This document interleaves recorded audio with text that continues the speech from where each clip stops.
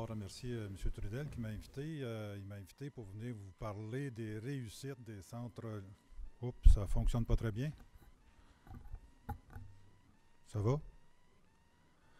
Qui m'a donc invité à venir vous parler des réussites des centres locaux des services communautaires, les CLSC. Écoutez, je vais essayer tout d'être bref parce que je sens que le temps passe assez rapidement. Je vais essayer de faire une espèce de survol historique sur ce qu'a été le CLSC dans lequel je travaille, sur ce qu'il est maintenant, ce qu'il sera. Je pense qu'à travers ça, vous allez avoir une idée des difficultés qu'ont rencontrées l'ensemble des CLSC de la province. Et je vais le faire aussi parce que les CLSC ont chacun leurs particularités, nous autres aussi on en a. Je vais essayer de vous les décrire. Moi, je suis un travailleur social, je ne suis pas un expert en santé. Je viens comme témoigner d'à peu près 30 ans de travail à donner les services à la population. Je suis un régional, c'est-à-dire que je viens des régions. Quand on est à Montréal, quand on est à l'extérieur de Montréal, le terme régional est souvent péjoratif. Je ne suis pas dans une région éloignée, j'habite la région des Bois-Francs, c'est à peu près à 200 km d'ici. Mais quand on parle de région, on parle de problèmes qui sont souvent reliés à l'absence de médecins en quantité suffisante, et ça va aussi être le cas chez nous. J'habite une municipalité toute petite qui est celle de Sainte-Sophie d'Halifax, on est 600. J'habite une MRC qui est celle de la MRC de l'Érable. Je travaille au CLSC de l'Érable. Évidemment, si vous venez à Plessisville, il y a aussi le Festival d'Érable, la cantine de l'Érable. On est très, très érable par chez nous. Le CLSC a eu ses lettres patentes en 1976. Et on a passé 2 ans à travailler dans des anciens locaux de l'hôpital de Plessisville qui va être détruite par la suite, pour qu'en 1978, on a emménagé dans une bâtisse toute neuve. Une bâtisse toute neuve, c'est important de le noter, parce que la volonté politique qui était en arrière de ça, c'était de créer un CLSC en région, un CLSC qui deviendrait comme une espèce de CLSC modèle, un modèle qu'on pourrait exporter dans d'autres régions du Québec. Ça ne s'est pas tout à fait concrétisé, ça ne s'est pas tout à fait passé comme ça. Mais quand même, nous autres, on a profité de l'implantation du modèle. Puis je pense que je vais commencer par vous parler des particularités du CLSC de l'Érable. La première particularité, qui est une particularité très importante, parce que ce que je vais essayer de faire, évidemment, je vais essayer de vous parler de l'historique du CLSC, mais en regard des mandats de départ, c'est-à-dire ceux d'un souci de prévention, ceux d'un souci d'être à l'écoute de la population et surtout le souci d'offrir des services de proximité. La MRC de l'Érable, c'est une petite municipalité. Nous sommes 24 000 de population répartis en 11 municipalités. Les 2 plus grosses agglomérations sont Princeville et Plessisville, qui ont chacune à peu près 6 000 de population. Ça vous donne une idée de grandeur. On n'est pas dans le centre-ville de Montréal, on n'est pas dans une agglomération urbaine, on n'a donc pas beaucoup de problèmes urbains non plus. La MRC, c'est une zone semi-rurale. Avoir un CLSC pour desservir 24 000 de population, on est comme dans une espèce de Cadillac. L'autre particularité qui est aussi importante, c'est que la volonté politique que je vous parlais tantôt a fait en sorte que notre nouvelle bâtisse qu'on a inaugurée en 1978, les architectes avaient prévu un espace pour créer une urgence médicale. Vous me voyez venir, 24 000 de population, une urgence médicale, on parle de services de proximité. Pour nous autres, durant 20 ans, c'est-à-dire de 78 à 98, le temps d'attente dans une urgence médicale, ça n'existe pas, ce qui est quand même assez particulier. Une urgence médicale, pour avoir le privilège de porter le titre d'une urgence médicale, ça prend un certain nombre de caractéristiques. La première, c'est d'avoir une plage horaire qui est couverte 24/7, c'est-à-dire 24 heures par jour, 7 jours par semaine. Il y a une obligation d'avoir une présence médicale. Ce qui est un défi, parce qu'en région, évidemment, les médecins, c'est pas si courant que ça. D'autres, on en a eu 6 au tout début. 6 qui, durant 20 ans, se sont partagés un horaire 24/7. C'est quand même, faut quand même le souligner, même si un 7e est arrivé peu de temps après. C'est quand même quelque chose d'assez particulier. Une urgence médicale, ça implique aussi qu'on soit capable d'offrir des services de rayon X, qu'on soit capable d'offrir aussi des services de laboratoire. Si on n'a pas le 24/7, les ambulances n'arrêtent pas. On n'est donc pas une urgence médicale. Ça va tout teinter le reste de la façon dont on va offrir les services. Parce que les gens, bon, évidemment, ils fréquentent les urgences, puis en fréquentant les urgences, ils viennent au CLSC, ils se rendent compte qu'il n'y a pas juste les urgences médicales, il y a toutes sortes d'autres services qui peuvent être offerts.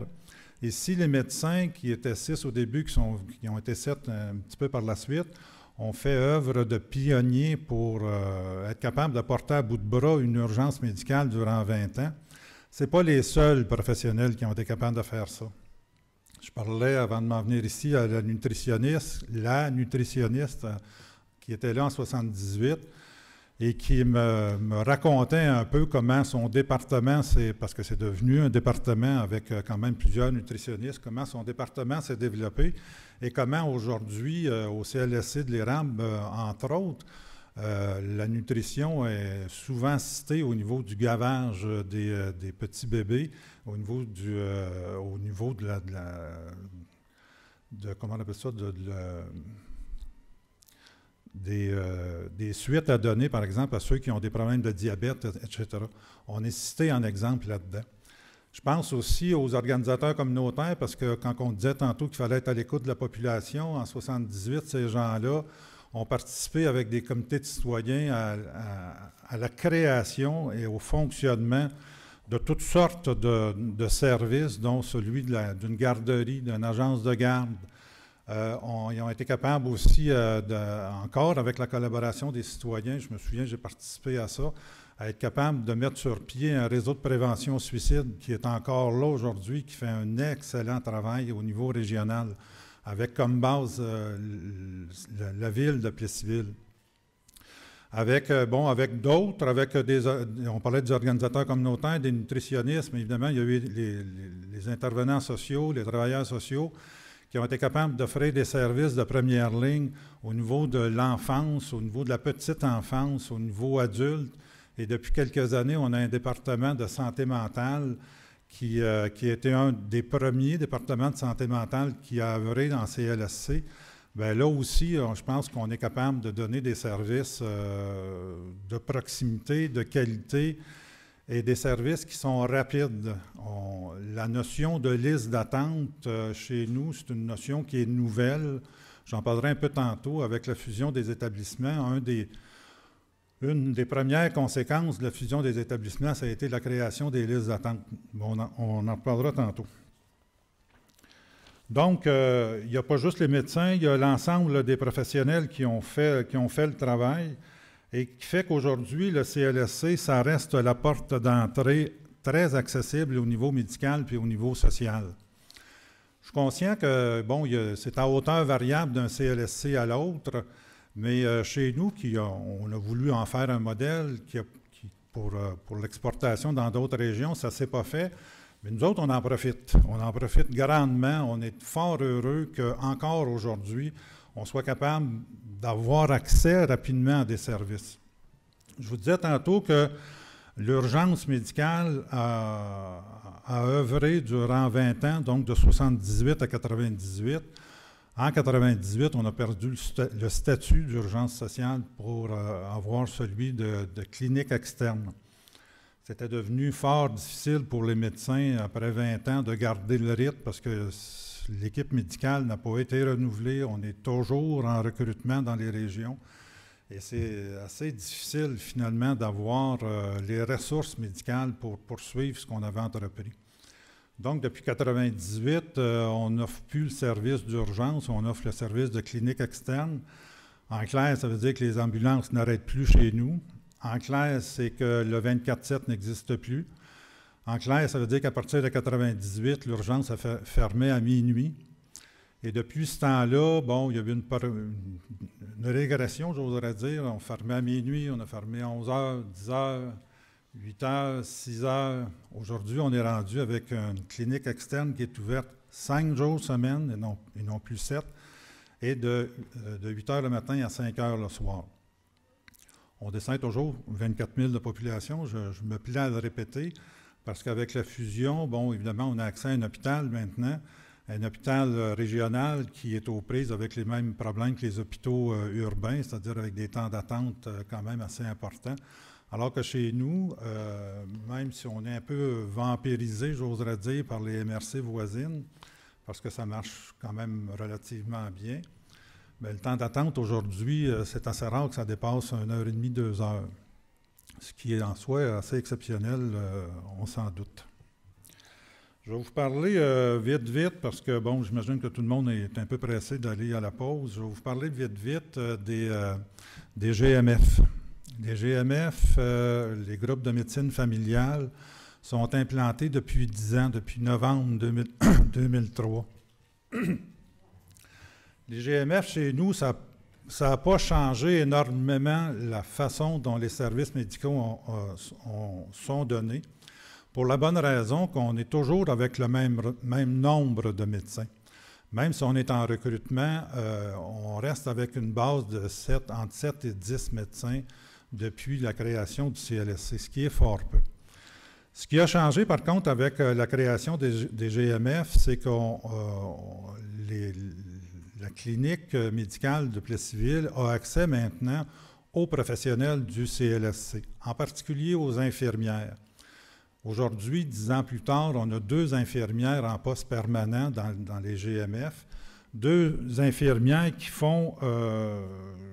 font surtout de l'enseignement au niveau des suivis de référence médicale. On parle ici des dosages d'insuline, de glucomètre, d'ajustement médical, des suivis de diabète, des suivis de nutrition.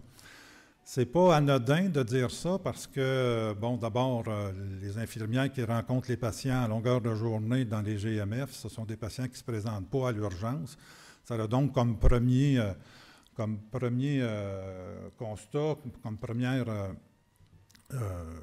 première solution de désengorger nos urgences, que nous autres, on apprécie beaucoup. Mais il n'y a pas juste les infirmières qui sont là. Les autres professionnels du CLSC sont aussi en connexion directe avec les GMF. Les nutritionnistes, mais les travailleurs sociaux aussi. Moi, qui est travailleur social, depuis 2003, avec la création des GMF, les médecins d'abord savent que j'existe, me réfèrent des clients. Ils n'hésitent pas à le faire. Ils le font aussi avec les nutritionnistes, ils le font avec tous les autres professionnels du CLSC. Avec la loi 90 qui a été adoptée, évidemment, on va augmenter les tâches, les responsabilités des infirmières et on espère à partir de ce moment-là que l'accessibilité à un médecin va grandir, va être plus importante. C'est sûr que depuis 1 an et demi à peu près, on a forcé les médecins en GMF à offrir des plages horaires de 100 rendez-vous. Chez nous, ça s'est fait un peu bizarrement, c'est-à-dire que c'est des 100 rendez-vous avec rendez-vous. On a gardé des plages, qui est celle du vendredi soir, du samedi matin et du dimanche matin, où il va y avoir des médecins présents dans la clinique médicale des GMF, mais pour y avoir accès, il faut téléphoner, prendre rendez-vous, et on prend des rendez-vous jusqu'à temps que les 3 plages horaires soient comblées, sinon on s'en retourne dans l'urgence de l'hôpital. Les temps d'attente ne sont pas plus que 3/4 d'heure, puisque de toute façon, on a un rendez-vous, ce qui fait que, bon, on pense qu'effectivement, ça a amélioré le service. Je vais vous parler un peu, avant la pause, de la fusion des établissements.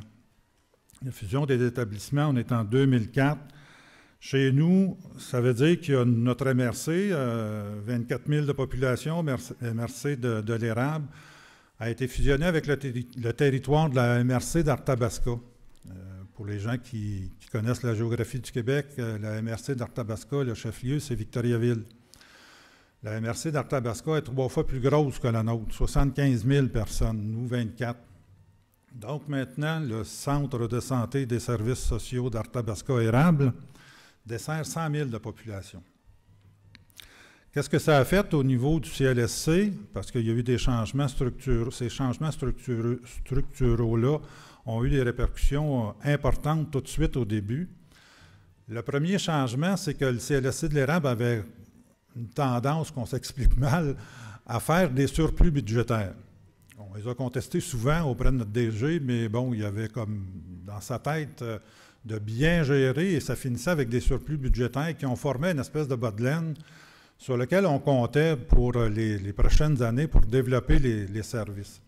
À partir du moment où il y a eu une fusion des établissements, c'est-à-dire, on va vous expliquer ça vite, il y a un hôpital, l'Hôtel-Dieu d'Arthabasca, à laquelle on fusionne 2 CLSC, le CLSC de l'Érable avec le CLSC Sous-Côté, et avec lequel aussi on fusionne 8 centres d'hébergement, 8 unités de soins de longue durée.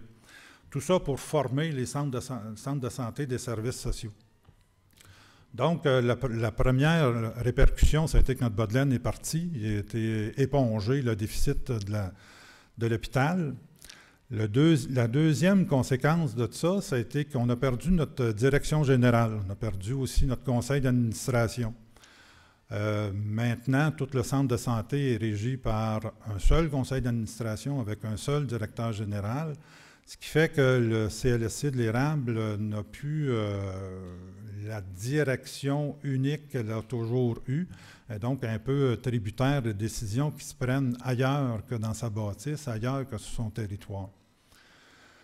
La troisième répercussion, en tout cas pour le CLSC de l'Érable, qui était un peu néfaste, c'est qu'on a commencé à appliquer la proportionnelle au niveau de la population.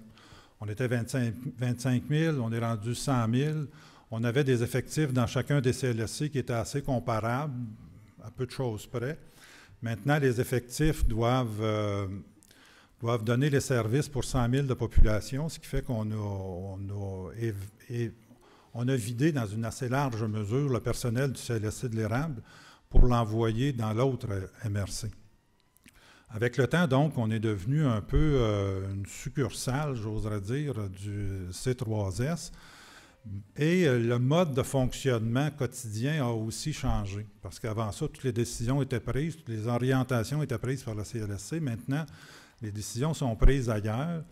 Je ne fais plus partie comme tel du CLSC. Le CLSC est devenu un point de service. Je fais maintenant partie d'un département qui est celui du département de la santé mentale, où mes collègues sont à 25 km de chez moi. Mes collègues travaillent dans l'autre CLSC. Ils travaillent aussi au département de psychiatrie de HDA, de l'hôpital.